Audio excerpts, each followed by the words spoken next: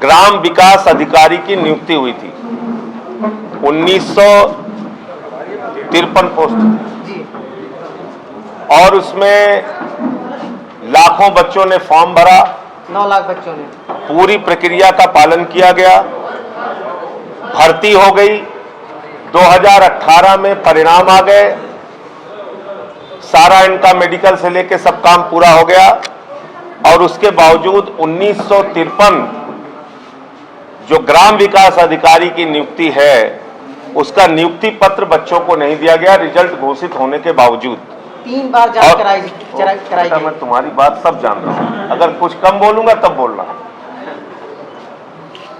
ये ठीक कह रहे हैं, 3 बार पूरी जांच हुई, उसके बाद एक एसआईटी की जांच के नाम पर उसको जबरन रोक के रखा गया और वीडियो की इस भर्ती को नियुक्ति पत्र न देना ये कहीं ना कहीं एक घोर अन्याय है बेरोजगार नौजवानों के साथ। और ये लोग जब भी अपना नियुक्ति पत्र मांगने आते हैं और ये कहते हैं जब परिणाम घोषित हो गया तो हमें नौकरी मिलनी चाहिए, तो इनको लाठी मिलती है, पुलिस द्वारा इनको मां बहन की गालियां मिलती हैं, इनको डराया और धमकाया जाता है। तो आम आदमी पार्टी की छात्र इकाई पूरी तरीके से इन लोगों के साथ है। CYSS के हमारे बंसराज दुबे जी वो भी लगातार इनकी लड़ाई लड़ रहे हैं, हम लोग पूरे इनके साथ हैं और जब भी राज्यसभा चलेगी मैं संसद में भी इनका मामला उठाऊंगा। नंबर 1 और नंबर 2, ये 69,000 सहायक शिक्षकों की भर्ती हुई और इसमें आरक्षण के नियमों की खुलेआम उसको दरकिनार करते हुए, आरक्षण के नियमों की धज्जियां उड़ाते हुए ये भर्ती की गई है। मैं चाहूंगा हमारे साथी जो हैं, ये कल हमारी इनकी मुलाकात हुई थी, ये थोड़ा विस्तृत तौर पे आपको बताएंगे पूरी बात। सबसे पहले धन्यवाद आम आदमी पार्टी को जिन्होंने हमारी आवाज़ को उठाया। 69,000 शिक्षक भर्ती जो हुई यूपी में 2019 में 6 जनवरी को इसका एग्जाम हुआ, लेकिन इसका 2 साल परिणाम आने में और इधर उधर सरकार द्वारा रोक लगाने के बाद अभी ये जून में फिर से शुरू की गई। तो उसमें जो कि आरक्षण को पूरी तरह अनदेखा किया गया। ओबीसी को पूरे संविधान में जो कि 27% आरक्षण दिया जाता है, लेकिन इस योगी सरकार ने मात्र 3.86% केवल आरक्षण दिया, जो कि हम लोगों ने बहुत प्रदर्शन किए। प्रदर्शन में क्या लाठियां मिली, हम जैसे अभी बेरोजगार लोगों ने 20-20 लाख चंदा करके हाई कोर्ट, सुप्रीम कोर्ट इधर उधर धरने दिए, केस लड़ा, लेकिन उसका कोई नतीजा नहीं हो रहा। ना मतलब कि जो कि अधिकारी हैं, योगी बाबा के जो अधिकारी हैं वो ना वहाँ पर अपनी रिपोर्ट लगाते हैं। हमारी एक मांग है कि 69,000 की मूल चयन सूची हमें दी जाए, लेकिन ये नहीं दे रहे हैं। मतलब कोर्ट में केस लगता है, जज साहब कहते हैं कि आप रिजॉइंडर लगाइए, हम लोग रिजॉइंडर लगाते हैं, लेकिन कोई सुनवाई नहीं हो रही है।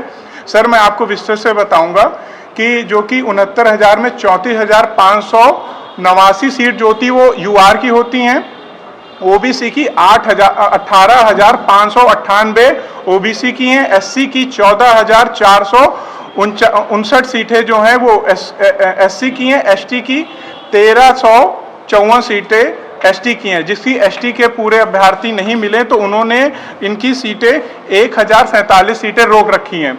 तो इसमें क्या हुआ कि इन्होंने अपनी जो सूची बनाई उसमें केवल कैंडिडेट का नाम और जनपद जहां उनकी ज्वाइनिंग हुई वही दिया। इनको पहले जो होती थी उसमें गुणांक दिया जाता था और पूरा की ब्यौरा दिया जाता था कि इनका क्या क्या गुणांक है। तो गुणांक को छुपाने के साथ इन्होंने आरक्षण के साथ बहुत बड़ा खेल किया, जो कि 27% का हमें आरक्षण मिलना चाहिए, उसमें 3.86% का ही इन्होंने आरक्षण दिया। ओबीसी की 18,000 सीटें होती हैं, जिसमें कि इन्होंने ओबीसी को मतलब कि उसमें पूरी तरह दरकिनार करके उसमें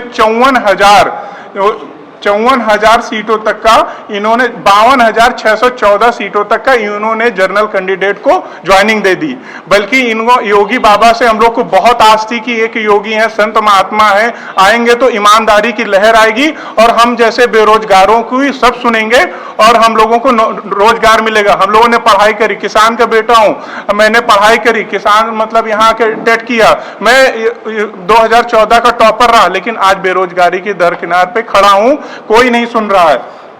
और उसके बाद योगी जी से हम लोगों ने जब मुलाकात करने की कोशिश की तो इन्होंने हम लोगों से ना मुलाकात की। और ये है राष्ट्रीय पिछड़ा वर्ग आयोग को सौंपी गई रिपोर्ट, जो कि उत्तर प्रदेश सरकार के अधिकारियों ने सौंपा।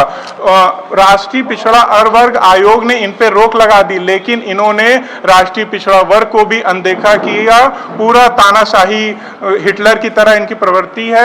और इन्होंने राष्ट्रीय पिछड़ा वर्ग को भी अपनी कोई भी मतलब कि चयन सूची नहीं दी। 5 डेटें लगी, 5 डेटों में लोकेश प्रजापति जो कि उपाध्यक्ष है वो कह के बार बार बोले कि आप दीजिए, क्यों नहीं दे रहे। इन्होंने उनको भी चयन सूची नहीं दी। उसके बाद योगी जी ने आरक्षण के साथ खेल करते हुए 31,000 कुछ सीटों पे इन्होंने भर्ती को आगे बढ़ा दिया। उसमें भी इन्होंने ओबीसी के साथ खेल कर दिया। ओबीसी का 70 वाला आज के मतलब बाहर है और 68 वाला अंदर है। 68 वाला नौकरी कर रहा है और 72 वाला जो है अपने घर में बैठ करके धरने दे रहा है, डंडे खा रहा है। और कोर्ट में अपना एक कोर्ट में मतलब लोगों ने 20-20 लाख रुपए दे करके अशोक खरे जैसे वकीलों को हायर किया, फिर भी कोई नहीं, ना हमारे कोर्ट के माध्यम से हमारी कोई सुनवाई हो रही है, ना नेताओं के। इससे पहले हम अखिलेश अपने युवा मुख्यमंत्री अखिलेश यादव जी के कार्यालय पे गए, वहां पे भी सुनवाई हुई। सुनील सिंह साजन जी ने हम लोग को आश्वासन दिया कि आपका मुद्दा हम विधानसभा में उठाएंगे, ये करेंगे, लेकिन हम लोग हर जगह से हताश होकर आए। बसपा कार्यालय गए तो बहन जी तो चेहरा ही देखना उनका बहुत ही हम लोग को मुश्किल रहा, कोई नहीं मिला। लेकिन हम आम आदमी पार्टी को धन्यवाद देंगे कि कल हमारे एक फोन से हमें मतलब कि घाटमपुर में इन्होंने संजय सिंह सर ने मुलाकात की और हमारा जो मुद्दा है ये राज्यसभा में उठाने की बात कही। ये पूरा पिछड़ा वर्ग आयोग की रिपोर्ट है, आप लोग चाहे तो एक एक करके देख सकते हैं कि योगी सरकार कैसे हिटलर की तरह योगी बाबा हम लोगों के साथ क्या कर रहे हैं और नहीं सुन रहे हैं। आप पिछड़ा वर्ग आयोग के ये पूरा देख सकते हैं कि इन्होंने क्या क्या किया है। और देखिए ये जो रिपोर्ट है और जो इन्होंने अभी पूरी बात बताई कि 27% आरक्षण की जगह मात्र 3.8% आरक्षण का लाभ इसमें दिया गया है, तो पूरी तरीके से ये भर्ती की प्रक्रिया पे बड़ा सवाल है।